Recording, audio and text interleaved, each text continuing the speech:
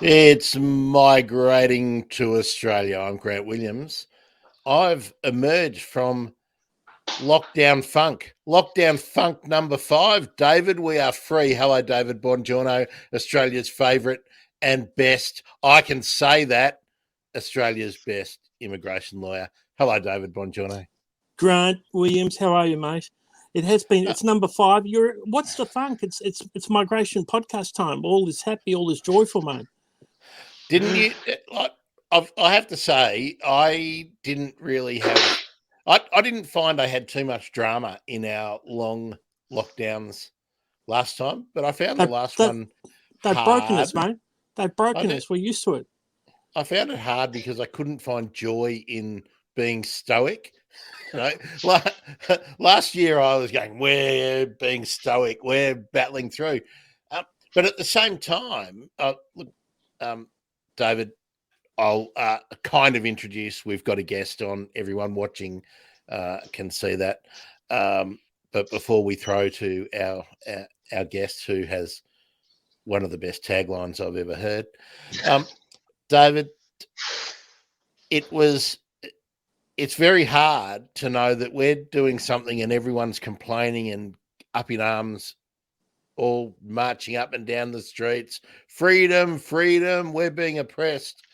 And, you know that I've got lots of friends in Asia, especially in the Philippines. They've been flooded. They have another typhoon, and they're in lockdown. It's a bit of a bastard when you're in lockdown and your house gets flooded.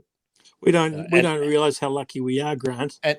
And your president says to the police, if you see people who shouldn't be outside their homes, feel free to shoot them. So, hey, if you're going to a lockdown protest in Australia, pull your head in, you bloody moron. We have someone who can extol the virtues of Australia. He's a South African Australian. And we've got the wonderful marketing whiz, Michael Glasser, on the phone to talk to us. Michael, thank you for joining the Migrating to Australia podcast, mate.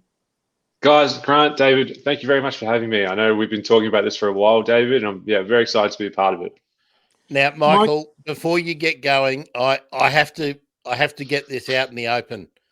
The bacon-loving Jew. Let's go there. That's a good starting point. So I'll give you a bit of background, a little spiel on myself. So what happened was about 7 years ago, I started an Instagram page called The Hamburglar.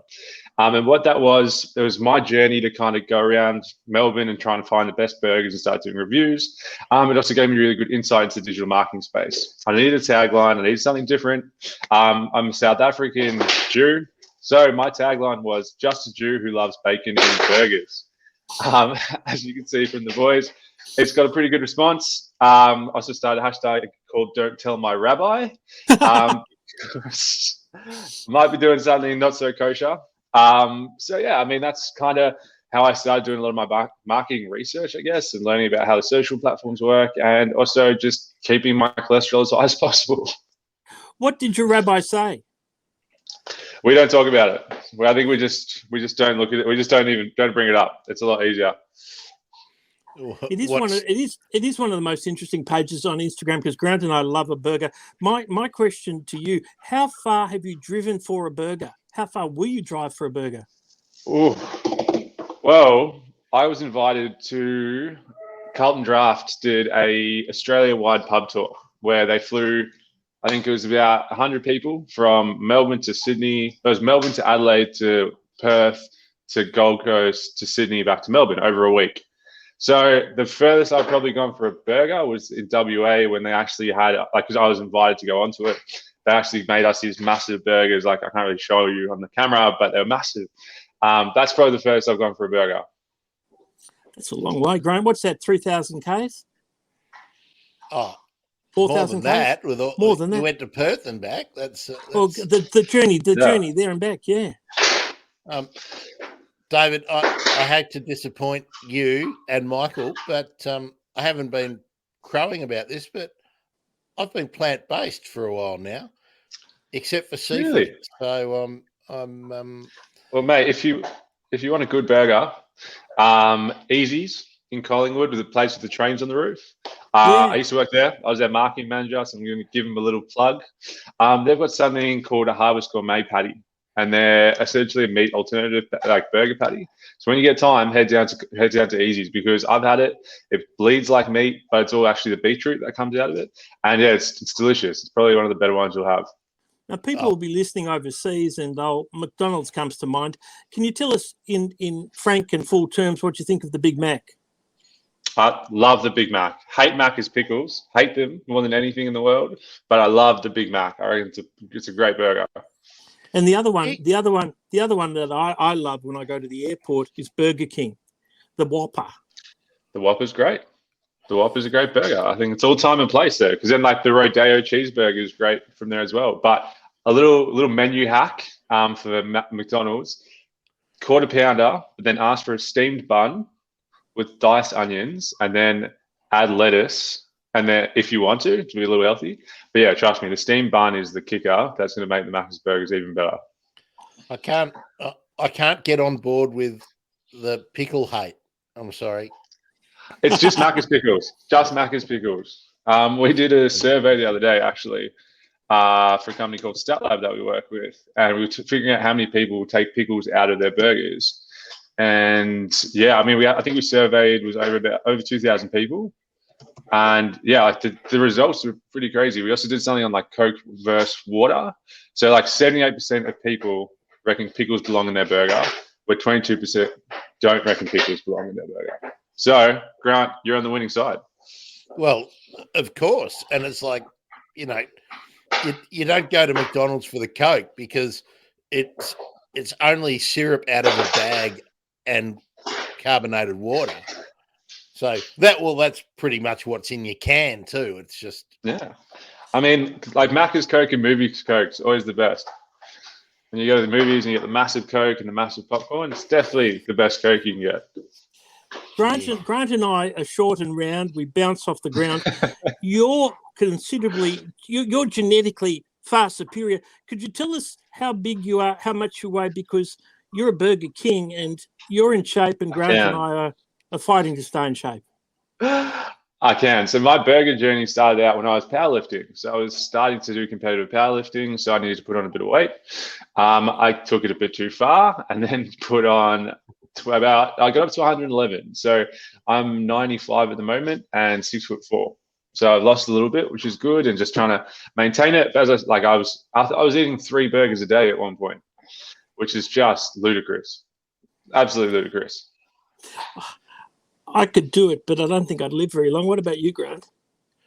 I'm still just giving Michael a pass. For a long time, I've thought the only person over 6 foot that I would forgive is Andrew Gaze. I'm letting Michael into the club now. So glad to hear I made it. You can do whatever you want. Your metabolism must be like a bushfire, mate. Seriously. Me? Your metabolism must burn. Oh, I wish, mate. I'm up at 10 to 5 most days at the gym.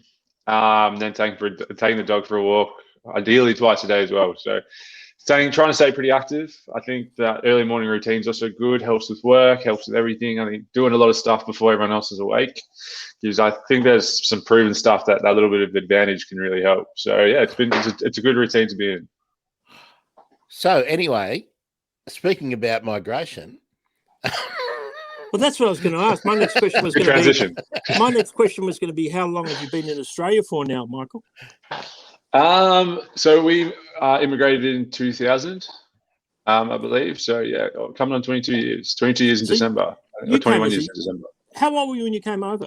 I was 5, so I was pretty young. But I did go back 3 years ago. And then it was interesting because I remember little things. I don't remember too much. But it was really interesting to go back, and Mum and Dad took us like, oh, this is where you used to live. But now like the fences are higher and you can't even see into the property. It was a big culture shock going back to South Africa. I think, like we're talking about taking stuff for granted. I don't think, like Mum and Dad used to say, like just being able to walk to the park like freely here was just mind blowing to them. And you don't really realize it until you're back in Joburg, walking around, and you're like in these gated communities with security, and you just don't have that freedom. It's a really, really big culture shock. How long were you in Johannesburg this visit? We did a week in Cape Town, a few days in Sun City, and then Buckabung Nature Reserve, and then we did a week in Joburg. So my auntie and uncle still live there. And Michael, you've got Netflix, haven't you? I do have Netflix. Have you watched Penguin Town? No, I haven't. What's that about? Okay. Mark that one down. I'm not going to spoil the surprise. I'll take a note Mark that now. one down. You too, David. You've got Netflix. I do indeed. It's the best documentary ever made about South Africa. Now, Perfect. You went over as you came here as a 5-year-old. Did you stop in Perth like a lot of South Africans do? Ironically, yes. I think we spent a couple of days in Perth when we immigrated over here first. I've got close family friends over there, and then I went to see that. So I went to Israel for the Maccabea Games in 2009 for basketball. So that was good. So I went to Perth again, met all the Jews there. So yeah, I've got a good kind of the Jewish communities everywhere, and I've got friends in Perth and Brisbane and Sydney, Melbourne. So yeah, it's kind of helped. Basketball, hamburgers. I love it. I wish I was tall. My son plays basketball, and he's going to be taller. He's already taller than me. You come from a family of big fellas because you are gigantic in the flesh, and every South African I meet and assist in migration who's a man stands at least 6 foot tall. What is it in the water over there? Well, my old man, he's 6'3" and some change. He's like a tiny bit shorter. He won't admit it, but he's that little bit shorter. He hates it. And then mum's 5'2", so I'm not really sure. Like mum's tiny, and then my sister's about 5'8" or 5'9", so it's a bit of a diverse mix. But yeah, I definitely get it from dad's side. Dad migrated as a skilled migrant, or did he come over on a business fit? How did you migrate? Do you remember? My grandparents were here, and then my other auntie and uncle were here. So I'm not too sure about the actual details, but I think we could have come in through that. And is this the point system with migration? Is that right? Yeah, that's right. The skilled migration. Yeah, skilled migration. So I believe it was that. Dad's in the security industry, and mum she was advertising and marketing when she was younger, but now she's a success coach for Tony Robbins. Oh wow! Yeah, she'd actually be a great person to have on the podcast. Absolutely, she'd love it. Now, tell Grant and I tell listeners. I mean, you went back, so you have an appreciation of South Africa and a full understanding of Australia. What you talked about security. What are the other things that we have here that people are not aware of because they haven't come from somewhere else? What the quality of life is something a lot of South Africans talk to me about. What is the attraction to for South Africans to Australia? The biggest thing is freedom. The fact that you can just, like, I know I touched on it earlier, but I think it's still just such a valid point. The fact that you can do what you want to do and go wherever you want to go, and there's no fear for your life, and you can kind of live your day, like live day to day how you want to. I think that was really interesting. I find that you're very on edge when you're driving around there. Like, obviously, Dad knows what's going on when he's driving there. He kind of slipped back into his usual routine that he has when he was living in South Africa. So it was interesting to see kind of how, now that he's older, how to react to certain situations and be around it all. We went through Soweto as well. That was tough. That was tough to go through the Soweto tour and see what's going on there and see how everyone lives. But they're making it work, and I think it's a bit of a weird one because it's this tourism concept where you go and visit the Soweto shanties, but it's bringing money back into the economy at the same time because you're paying for it, and there's tour guides, and you're learning a lot about the culture. And then you go eat delicious food, have a braai, like 5 minutes away from it, under this massive water tower that you can bungee jump off. So it was really interesting to see a lot of that and see a bit more about the history behind it. But yeah, like I said, freedom's probably the biggest thing. And I don't know too much about the career, like jobs and stuff like that, but I feel like there's a lot more opportunity here to find work and do what you want to do and have access to a lot more stuff. Do you sometimes wonder, Michael, about the origins of the segregation in South Africa and wonder what it might have been like if that hadn't occurred? And I know it's an extremely complex kind of question, but as someone having left a country and the turmoil that was there, what emotions are stirred within you when you look back? Well, we actually and do you still consider yourself South African? That's very good questions. I think we spent time at the museum, the Apartheid Museum, and I think it's just baffling to even think like that. To even think the world was like that. I missed it I was too young to even see any of it or the repercussions properly. So yeah, I think learning more about it was good. I think the education piece needs to be shown to a lot more people. A lot more people need to understand how bad it was.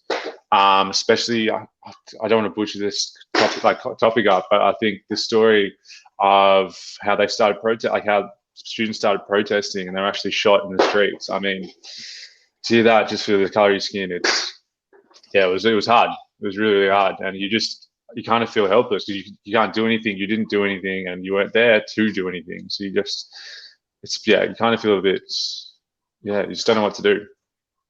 Well, I think you didn't do it, but but didn't I indirectly or do you know what I mean? Like, is it? Yeah. Oh, definitely. I mean, we've got the same issues here that we don't talk about and we don't confront honestly about what your own living standards actually represent. He's getting excited in the background. He's getting angry. He's getting angry at me. Tell everybody about who you have in the background. She's going to come up and say hi, I think. That's even better. This is Brixton. Oh my word! Hello. Oh yeah, time for a game. She's not getting enough attention, so she's just a little bit needy. Yeah, sorry, Grant. What was the second half of that question? Well, just do you still consider yourself, or did you? I mean, were you ever really self-aware enough from the time you came, because it was only 5, of being South African, or are you an Australian who looks back at an ancestry of South Africa? So I'm Australian. I'm a citizen. I'm an Australian citizen. This is my country. This is where I live. This is where everything is. And I think I'm definitely still proud of my heritage, that I am South African. Same thing with being Jewish. It's something that's I'm proud of it. I tell everyone. It's bio to almost 40,000 people.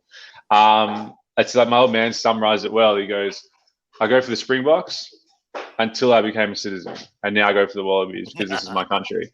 And man, I think that summarizes it perfectly, right? The fact that you look at it that way, you go, "Yep, cool, I get it," and it makes a lot more sense. So yeah, I'm 100% Australian, because our origin is dad's from Rhodesia, mum's born in South Africa, and then Germany and Lithuania.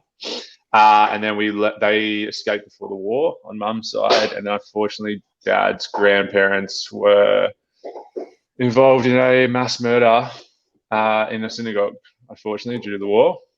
Yeah, they were locked in a synagogue and burnt alive.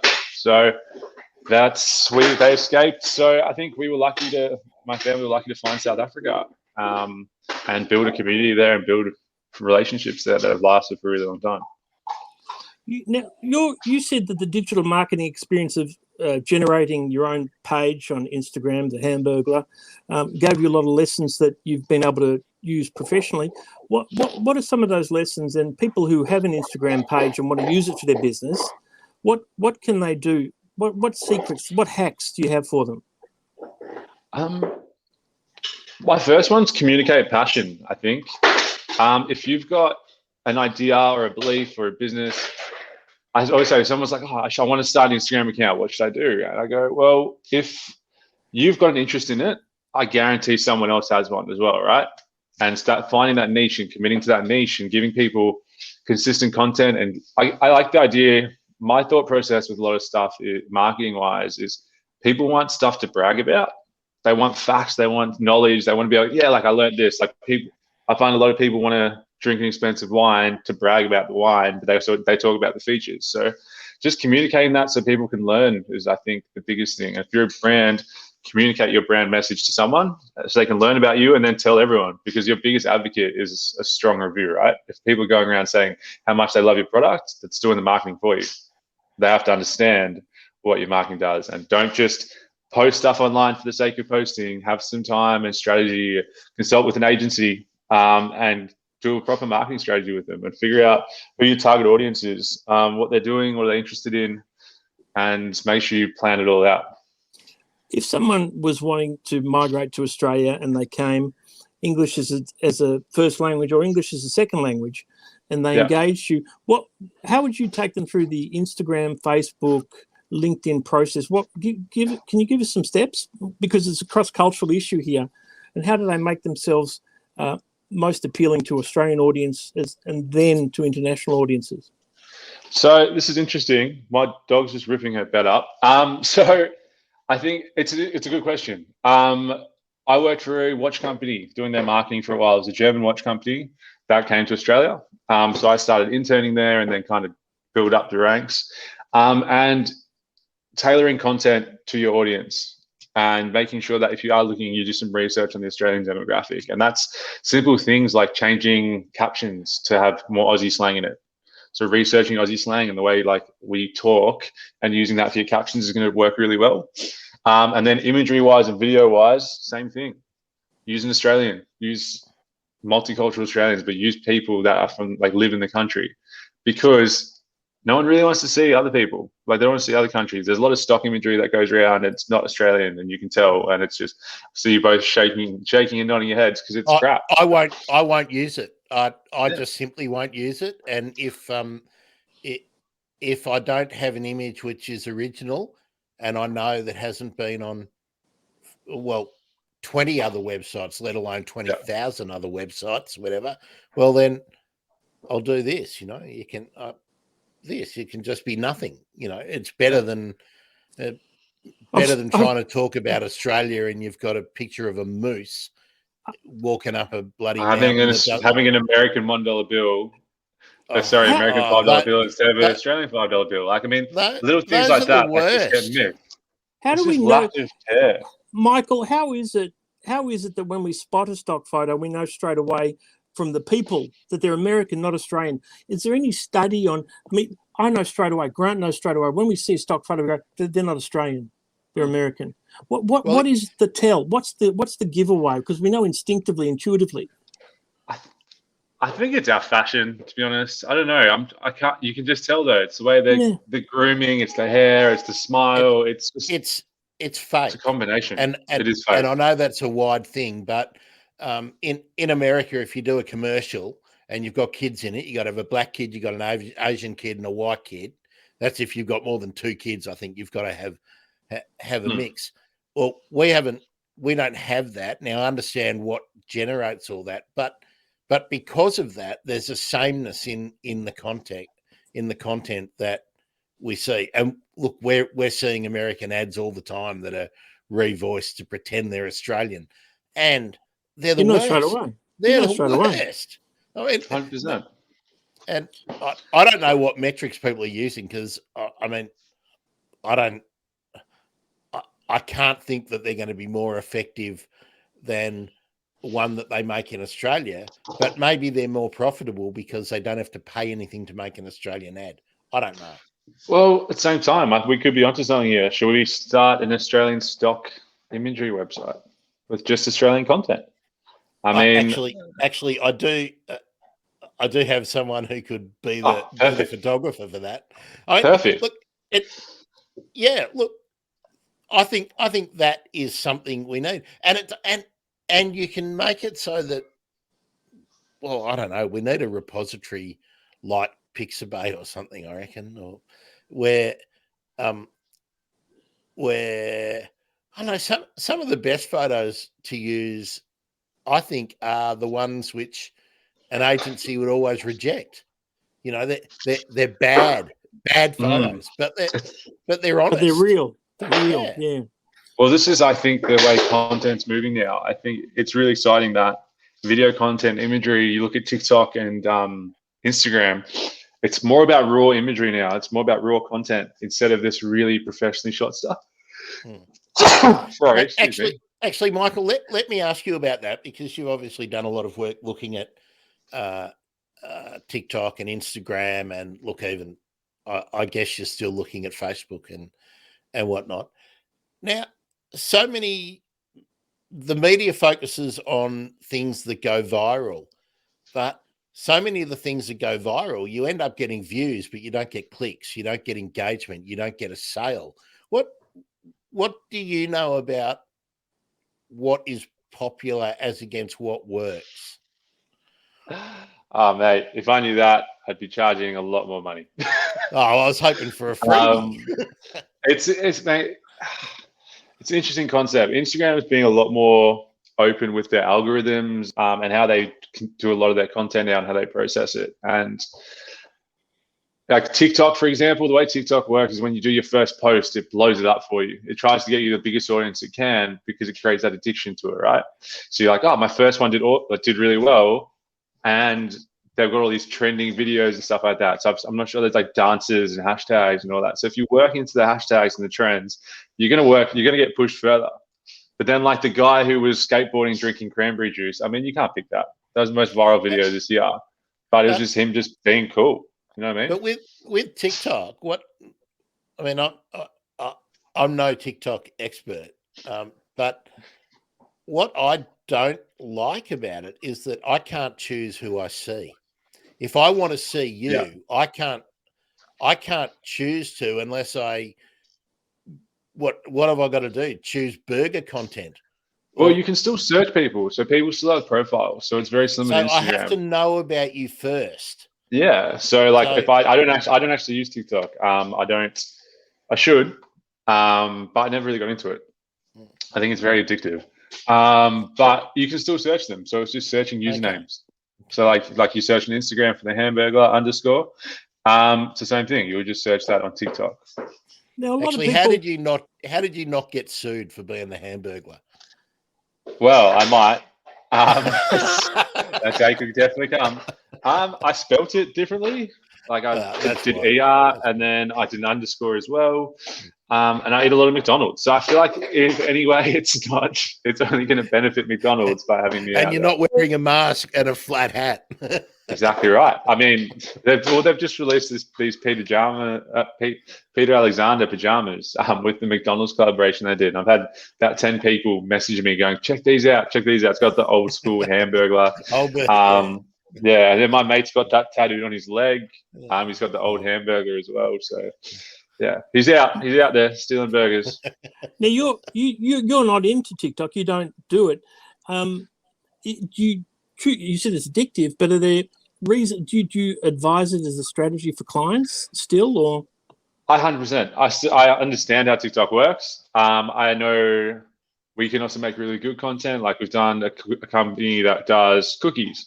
We reshot her video campaigns, like a step-by-step video on how to make her cookies, for example. So using really good video content, we do a lot of advertising on TikTok because you can get, Grant, what you were talking about, you get these views. So impressions are a really important thing. Impressions are great.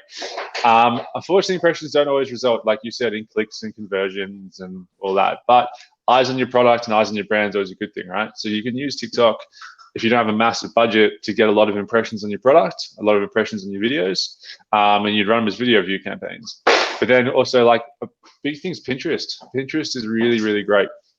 It's essentially visual SEO in the sense that it's all full of keywords, just like your Google rank, just like Google, but you've got beautiful imagery attached to it or video attached to it. We're doing a lot of stuff. So I'm in a BNI chapter. That's how I know Dave. We're doing one of our clients in the chapter, we do her Pinterest marketing for her. And it's all about getting just people to the site, more awareness for her brand. And we're going to use it to launch a new brand for her as well. So yeah, it's just picking the right platform, I think, is also the other thing as well. Like everyone thinks, I recently released a thought leader article on LinkedIn about, does everyone actually need Instagram? Because today we talk about this a fair bit in the fact that just because it's a platform doesn't mean you need it. Just because everyone's doing it doesn't mean you should do it. There's a lot of options and opportunities if you choose the right platform based on audience and what you're trying to sell. Michael, what about the idea that if you can't do it properly, don't do it? Oh, I think ask for help. I don't think don't do it. I think ask for help is probably the better answer. There's a whole lot of competing sort of buzzwords. There's be everywhere, right? But it's not appropriate to be everywhere if you can't do something properly. It's just you then become part of the problem with social media. Yeah. And that is how much crap is on it. Yeah, and it's just they've just invented a bunch of stuff. Sorry, guys, I'm just going to get the dog really quick. Sorry about this. Just feeding something. This is keeping it real on Migrating Australia. Keeping it real. Michael has gone to look after his beautiful dog. It's a funny one. Michael, it's a funny one. She's ripped her bed up while we've been on the call. Oh my word. Oh well, it's all good. All good. She's demanding. She's a demanding. It's hard work. What Grant's saying, it's interesting. What I see a lot of is somebody having identical content on Instagram, Facebook, LinkedIn, and Twitter. Identical. Now, is that how much of a sin in marketing is that, or is it something that, as Grant says, contributes to the crap? Oh, I think it can be good. I think. But using the same content but repurposing the design is the way to probably do it. So, for example, we're talking about the statistic company StatLab we work with. What we've done on Instagram, for example, it's talking about the data of the Australian social media market, for example. There's 4 carousels, so you click and swipe through. Then for LinkedIn and Facebook, we've actually created a PDF one-page document. So if I'm busy online, I just go, oh, cool, I'll click the PDF, read through it quickly, and then move on. So it's changing the content, the way you display it. And then a lot more of the stuff on Twitter is just a general tweet. Like I said, that pickle stat, we've just literally tweeted it. So you can use the same content, but I think ideally making sure it's displayed differently is probably the key to success. Michael, is the social media world different in the Jewish community than it is in the broader Australian community? Like, do different things get pushed and get popular?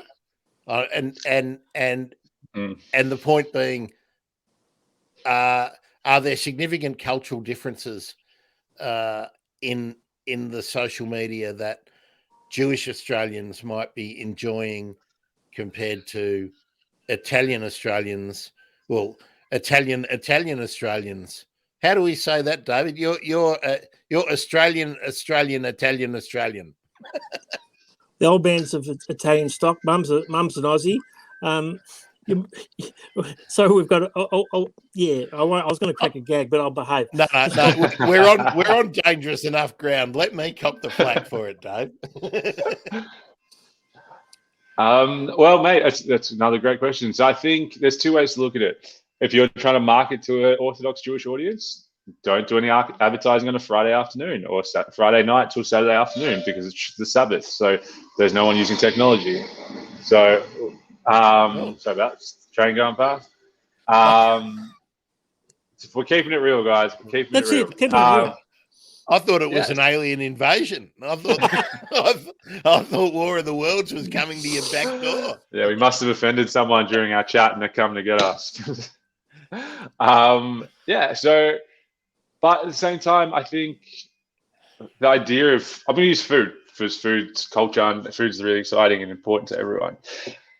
The fact that you can find blogs on how to make challah, how to make pasta, how to make everything, and people share their culture through videos on YouTube, through Pinterest, through Facebook, Instagram, blogs, everything like that.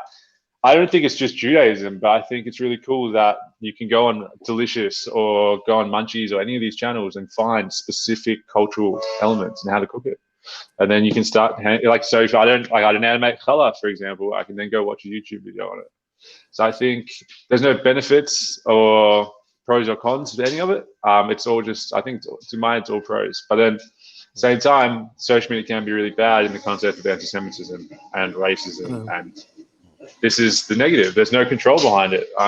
There's a podcast I listened to, and he's like, I don't think the world social media will work until everyone has a verified social media account with actual people, because there's no anonymity anymore. They have to be, like, you can't just post all these racial slurs and anti-Semitic slurs anymore. You have to, it's because there's a face in the name now. Like, cancel culture is so prevalent now, but maybe it should be for that stuff. If someone's name's there, they should be called out for it, right? But cancel culture's always been here. It's just a different. It's just a different place that you're getting cancelled from. I mean, how many short, fat Jewish people are presenting mainstream Australian TV programs, mate? Actually, how many fat people are presenting primetime TV in Australia? Cancel culture, not new. There's plenty of them doing podcasts now. Look, we've got a question, and actually, this is good on you, Leroy. Leroy Holden has put a question up. Maybe I shouldn't have read your name out, Leroy, based on what the question is. But I was going to raise this about why social media and verification of accounts can be a problem. How does social media affect the outcome of any type of partner visa? That's part one. What if someone prefers privacy and doesn't really want to have their life in full public view? And this is the myth of transparency. All these influencers going on about transparency, but you don't know what city or suburb they live in. They shield that.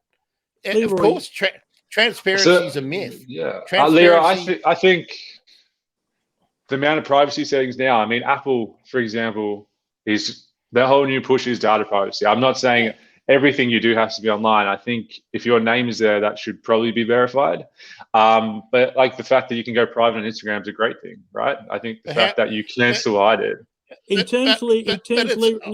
Leroy's asking about migration question that dovetails off Michael's. If you do have social media, the government will look at it if you have it. If you don't have it, then they're not going to look for it. They can't see it. Your love stories, your statements you make, you stipulate clearly in your love stories that you are partners and you are private and you do not have a digital footprint. It's not going to be prejudicial in any shape or form. So social media, Facebook photos, Instagram, in a relationship, engaged, married, Facebook status, that's all great if you have it. But if you don't have it, you simply explain to the Department of Home Affairs that we're private people and you get verification from other people in the form of 888. So not having social media or not sharing social media with the department is not at all fatal. It's just most people tend to love to share. But if you're a private person, Leroy, don't stress about that. Make sure it's clear in your love stories that you are private so they know not to look. There was a second limb to that question. There was a second limb. That was it. How does social media affect the outcome of any type of partner visa? Except that if you've got stuff on social media, say you've got 2 accounts, we don't know how all the matching works, but if you've got a dodgy account out there where you're, slaughtering pigs in national parks and stuff like that, that's not going to look good for your character if you're riding on the back of a ute being a hoon with no hands. All that Leroy, stuff will get found. I've got a better one, Leroy. A better example. If you're in a committed relationship, I'm not saying anything. If you're in a committed relationship and you haven't closed your Tinder account, closed your Bumblebee account, and they find you on Bumblebee. Did you mean Bumble? What's it called? Bumble, I think. Just Bumble. Just Bumble. You're doing good. You're doing great. Yeah, but that's how people will. That's how you get yourself in trouble. So if you're in a committed relationship, anyone in a committed relationship would shut down any dating apps, because if dating apps are concurrent and running and they find them, then there's a lot of explaining to do. Gee, I should know. I should know how do we- Tumble because they sponsor Clippers, Michael, and I love the Clippers. They do sponsor the Clippers. Yeah. They're great. They've also got a whole entrepreneur networking side for the app as well. It's not just dating. So you can do friends. You can find friends, find business, or find love. What's the biggest trap people who come to Australia to start a business in terms of marketing? What do they really need to be aware of? If you had a starter kit, a social media starter kit for them, what would it consist of? Obviously, depending on the business. We'll use food. Let's use a restaurant. A restaurant's an interesting one. So as I said, I worked for Easy's for 2 years. So Jimmy Helston, who started Easy's, similar to me. He's actually got almost 90,000 followers. He's called Jimmy's Burgers on Instagram if you want to go check him out. He used his following initially to grow his presence and then launched Easy's off the back of that. But the key things you'd want if you're starting a restaurant, think visual, right? Everything's visual. Food's visual. I explain this concept, like the idea of pictures worth 1,000 words. You eat with your eyes. You should have Instagram and Facebook minimum. You need somewhere where people can directly message you, so they can do it on Instagram, they can do it on Facebook. You can update live. You can do live updates, stories. Everything you do, you can communicate. I look at capturing good content as well. There's heaps of videos on YouTube on how to use an iPhone to shoot content. There's editing apps which will really help you out, and a website. You need a website with your menu. Because if you're a business and people are searching for burgers in Melbourne, you want to be able to rank on that. So you also want a website with strong SEO to start off with. So SEO is search engine optimization for anyone that doesn't know, and essentially how you appear organically on Google. So like First Move Digital, we do all the SEO on your website for you, for example. The idea is it's a long process, right? It's not something you turn on and the next day it works. It's 12 to 18 months time. Yeah. You'll start seeing results. You'll start crawling up. No one's guaranteeing first page, and if they are, tell them to take a hike because it's all crap. Like if someone says to you, I'll get you on the first page in a week, just be cautious. I think we launched an ebook recently explain the concept of digital marketing, what all these different things are, what Google Ads are, what TikTok is, what Pinterest is. And the main thing that we wanted to communicate, we did a lot of trade shows and realized that education in digital marketing is the biggest issue. No one knows what the hell's going on, and no one wants to tell people what's going on because then they can't charge as much money. So educate yourself on social media platforms. Influencers and a lot of these people are successful off their own bat, and they're just learning and doing and trialing. But at the same time, if you have a bit more resource and you have a bit more cash, an agency can really help. I mean, we talk about this concept of a unicorn, and there's unfortunately, I haven't found him yet, the one person that can do SEO, ads, organic content, shoot videos, shoot photos, and build websites. Unfortunately, that one person doesn't exist. So that's kind of where you want to come to an agency and go, all right, cool. What can I benefit out of this? What can I benefit?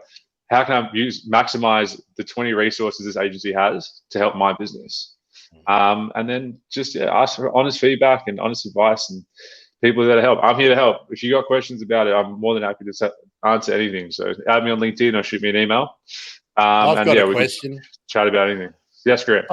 I've got a question. Small entrepreneur, someone in a similar position to David, perhaps with a couple of employees, basically running small business.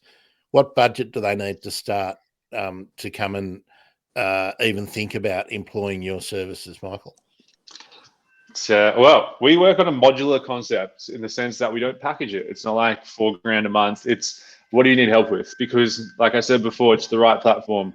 So David's in a referral business, right? He's mainly referrals and he knows a lot of people. So Instagram stuff could be really good, but we've talked about this before, David, an idea of LinkedIn would be really beneficial for you and growing your personal brand on LinkedIn. So example, like thought leadership would be 40 articles spread out over 6 months. And those articles talk about the industry and update the industry. That's about what is that? It's like $1,500 a month for that content package. But then like if say I'm a restaurant, a social media package is roughly $1,500 a month. And that's 4 to 5 posts a week for you with copy written by our copywriters. And there's also a graphic creation element to that as well. So that's going to be on Facebook, Instagram, and Pinterest, for example. We get all that stuff up for you. And then websites, unfortunately, are a bit hard to cost out. based on what their requirements are. But like, have a chat. If you've got ideas, you want to see what it is, we're always happy to quote and kind of work with you guys and work towards budgets to make sure that we can help, because especially like I know the margins in hospitality, if you are a restaurant, suck. You got Uber Eats ripping the souls out of everyone for 30%. It's only going to get worse. Like, it's taking the margin out of the small margin that's already there. So we try to work towards budgets, and if we can give advice instead of helping, if we can give advice, we're happy to give advice. Michael, are there any apps, any new social media platforms that are coming that we need to prepare for? Anything on the horizon that's going to be exciting and new? Instagram is changing their entire direction. So they're moving towards a video platform. So Instagram started obviously with taking photos and posting photos. They're looking at TikTok's success and TikTok's growth, and they've gone, you know what?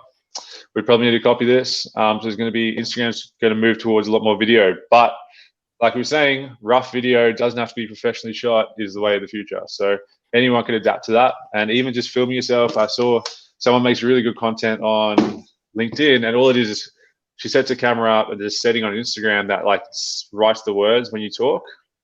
Just posting those up. They look great. So use the filters, use the apps. A good video editing app I use is VSCO, which is VSCO. And that's great for editing images. I've been using that for 6 or 7 years. So you can find a lot of resources. What about Clubhouse? What about Clubhouse? Yeah, I don't know if it took off. Yeah, it hasn't gone quiet.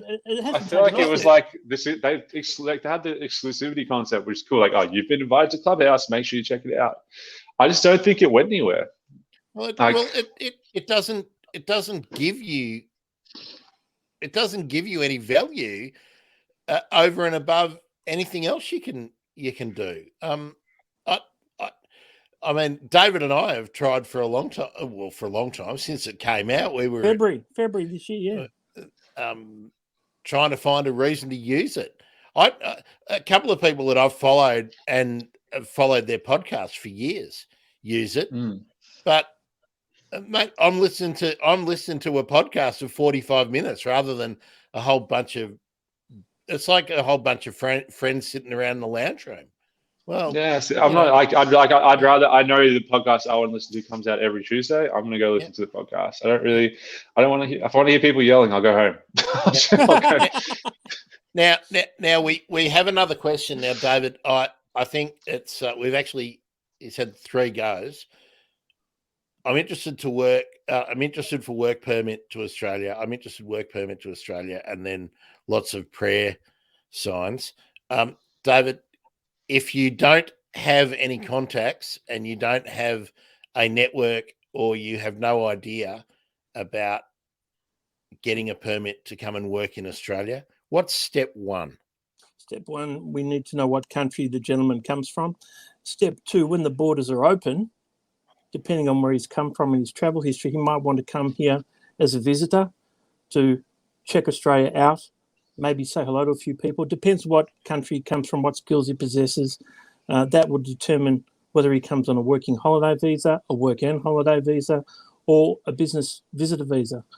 It's very difficult in these times, without a sponsor and an occupation on the priority migration skilled occupation list to come at all. So we need to. I might suggest, because it's a complex answer. The answer is very complex. Incredibly. Go back through our back catalogue in the podcast and look at all of the general skilled migration episodes, because we're consistently talking about the point scheme. And if you can't satisfy the points, you can't come. That's basically the rule. What the gentleman should do is just email his details to you, and we can have a chat off air sometime next week. Grant at migratingtoaustraliapodcast.com. If you do email to me on that, it will be forwarded to David. So Michael, I love Twitter. I just enjoy it. It's the third rate relative though, isn't it? Really? No, it's number 1. Twitter's number 1. No, it's not. No, I think it's in America massive. Like I'll tell you the usage stats in Twitter. I'll give you one sec. It's like, I mean, I know certain industries it's really beneficial. And then if you're a celebrity, I guess it started out, right? If you're a celebrity, it was the fact that I think you had to tweet 20 times a day on average or something to actually get anything out of it. And to be honest, who's got that much to say? Like, Well, I don't. You have to engage in Twitter, and that's why it's really good for niche, because you can find your little community and you can talk. If you're trying to get noticed for political shit, and like if you're just trying to be a player in something really popular, it won't work. But if you have a niche, David can very effectively be an authority on immigration to Australia on Twitter. Because how many of you are there, David, in the space? You know, There's about 6,000 migration professionals. That includes wonderful migration agents and immigration lawyers. About 6,000 in Australia. So 1,000 won't be bothered, and then 1,000 won't be very good, and then there's probably another 1,000 who say, Twitter, what? So all of a sudden you're playing in a small pond. Just before we go on, Leroy Holden has again put something in my margin here. Thanks for the podcast, boys. I've been an avid listener for quite some time. When the border eventually opens and I can get my German partner and Australian son home, including myself, the espresso is on me. Oh, All Leroy, the best from Austria. How good.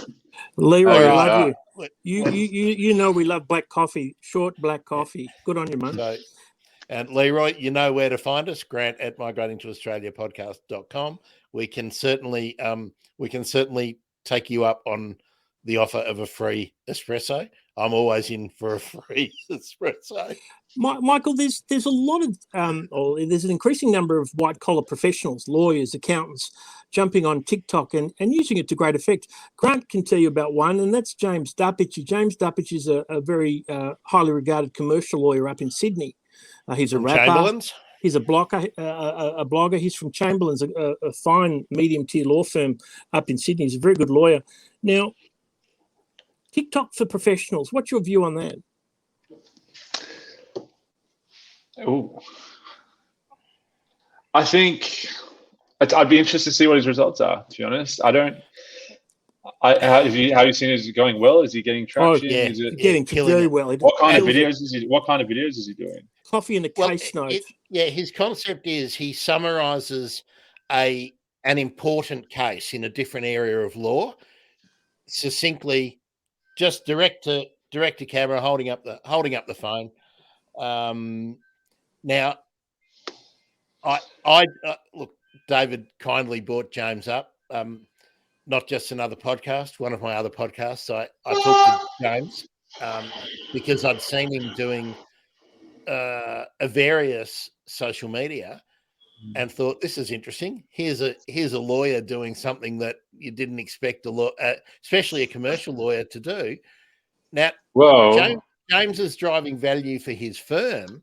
Massively. But James is still a young man in the professional sense. So James is building his personal brand as well. He's building his personal brand, and he is smashing it. So he's doing two things. So I'll tell you why that's good. It's because TikTok's about education. It comes back to what I was saying before, education and learning and giving people skills. Like TikTok is all about skills and skill learning. Like there's tweets and memes and all this stuff about how I've learned more on TikTok than I did at school. It's true. There's recipes on there. There's how-to guides. All this law notes would be really important. I learned a lot of my accounting stuff at uni through a YouTube channel. And it was like he summarized everything we were doing at uni. So I think it's a great idea. If you can find a niche, though, as I said, if you're finding a niche and you're educating people, you're going to do well. And I think that's why this podcast does well, because you found your niche and you're educating people. And if you're doing that with anything that you're doing, you're going to start conversations, you're going to start getting engagement. People are going to want to tune in because they want to learn something new every week. And he's obviously doing something really well. And David did really well in the casting because he got this head to sit against that head. So that was a winning move, Dave. Now, Michael, please feel free to give a wonderful plug to your business, First Digital. If people want to reach out to you, how do they get in touch with you? All right, so First Move Digital, guys, if you want to reach out, my name, I've just put my full name in there. Hit me up on LinkedIn. I'm very active on LinkedIn. Would love to chat through there. If you want to shoot me an email, it's mg@firstmove.com.au. I'll see if Dave can link our website, because you can actually download the ebook straight from the website as well, if possible. But as I said, if you want to summarize First Move, if you want to put your brand or business in front of people, come chat to us. And that's any platform, if it's your website, if it's an app, if it's paid social media, organic social media. We even do branding and rebranding as well with Style Guide. So if you got an idea, if you've got a business that's in a bit of a rut, and you need to try to get more sales, more awareness, more conversions, anything like that, shoot me a message. Let's see if we can help you out. If we can't help you out, I'll let you know. I love that. Truth in marketing and advertising. If we can't help you, I think that's what makes you different to a lot of other people, because sometimes people can't be helped, can they? They can, they can't. I think we're working on some more stuff to talk about budgets with people. And like you said before, Grant, there's average cost per clicks and average CPMs and all this. There's data. Everything's data, right? And you can start trying to figure out that if you put $1,000 into this, this is probably what you're going to get, and kind of giving people a bit more expectation of where their money's going to go, and go, cool, you might need to spend a bit more to actually get what you want out of it. But yeah, it's just figuring out those numbers for people. Michael, thanks for taking Saturday afternoon to talk to us. It's been great to have you on. No, I've loved it. I've absolutely loved it. It's my first podcast. Hopefully you can do a few more now. But guys, it was great. Yeah, really Grant, good to meet you. David, always a pleasure. Have a good afternoon, mate. It's great, Michael. And look, I do have someone in mind for that Australian stock photography idea. So let's talk more about that. Dear listener, don't pinch our idea, all right? It's just well, just give us a finder's fee. You'll be right. Thanks very much, Michael. David, Awesome, before we round up, did we get anything in the news this week that people need to know about? No, there's nothing. I mean, people are coming into Australia still. There's an idea that people are coming in dribs and drabs. They're coming in dribs and drabs, but people can still return. The borders, it's not a free-for-all, and won't be a free-for-all for a long time, till at least May or June of next year. But people are coming in, and invitation rounds. Perhaps the most significant news last week was that the invitation rounds for the 189 visa have resumed for this new migration year. The new migration year is July 1. June 30 of next year. That's the year that we're in now, the new migration year, and 189 invitation rounds are back. Are they all state-based invitations, David? No, the state, well, Victoria, we'll go, you and I are going to do South Australia next week, but Victoria is a rolling invitation. Monday night, 189 visa invitation round. So for the 189 visa, doctors are being invited, of course, they always will be, health professionals. As the program unfolds, we'll talk more about it. They still haven't added podcasters to the list, David. Good afternoon, guys. Have a good one. Cheers, guys. And Thank you very much. Just remember before David rushes off, if you want to get hold of David, and indeed, if you want to catch up with what Michael's doing, check out the show notes for this episode. Michael's links will be in there, as will David's. But David, on Twitter, how do they find you? At David Bongiorno, all one word, DAVID BONGIORNO. And since we've been talking about Instagram, David, you can do that one for me, Grant. At Instagram for David Bongiorno, you'll find him at David_A_C_Bongiorno. He did a really good job picking that one out, didn't he? Yeah, that's it. Michael, you'd shake your head and suggest I create a new tag because that's just too difficult to remember. Mate, you're a memorable person, mate. They'll remember. Don't worry about it. Hey, David, I might be making a new one for you today. I just remembered the nickname I gave you. I bet no one's taken that one. The Migration Titan. Giving away all the secrets, David. Quickly, cut it, edit it. Cheers, guys. Thank you very much. See you guys. Ciao. All right, migrating to Australia, done for another week, and getting in the Olympic spirits. Go Australia! Hooray! Easy. Thanks.